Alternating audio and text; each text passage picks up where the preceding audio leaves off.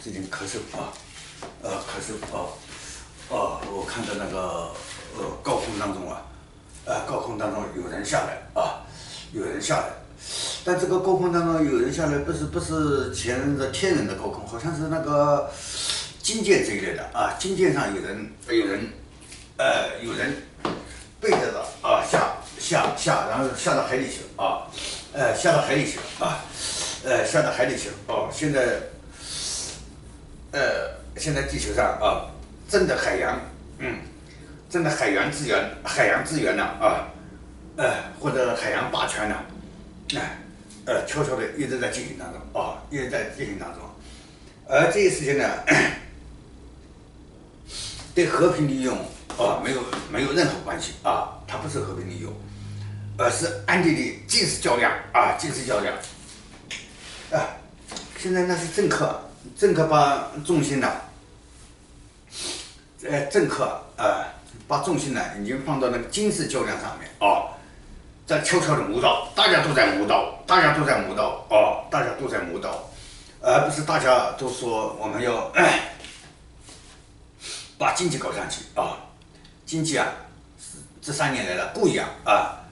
搞砸掉的同时呢，大家在磨刀霍霍啊，好像要军事上经济上不占上风的话，我面子上也要赚有的份额，好像现在很变态啊，好像很变态，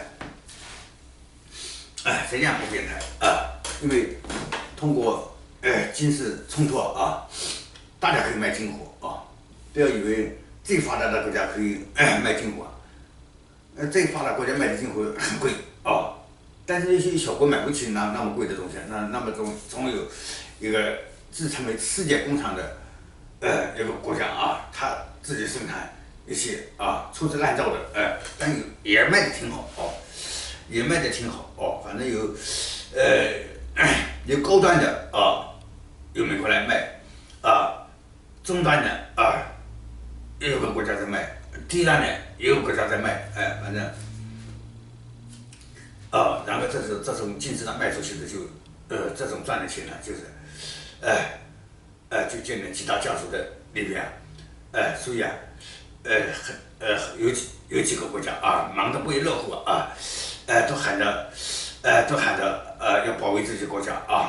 然后悄悄的卖军火卖给比他弱的国家卖给比他弱的国家现在就这样干，就这样干就这样干大家闷不吭气的就这样干闷不吭气的再这样干外界不知道当事人知道当事人的政策也知道只是普通老百姓没有意识到这一条老百姓没意识到这一条说这是一个挺危险的行动，最后卖军火这个卖到最后的时候就擦枪走火然后护及大家大家明着大家都在卖军火明着卖只是老百姓不知道现在实际上是处在一个挺危险的时期也知道这个时候外星人天人下来要把这些把那些精英统治者要把他们解决掉好，知道了再见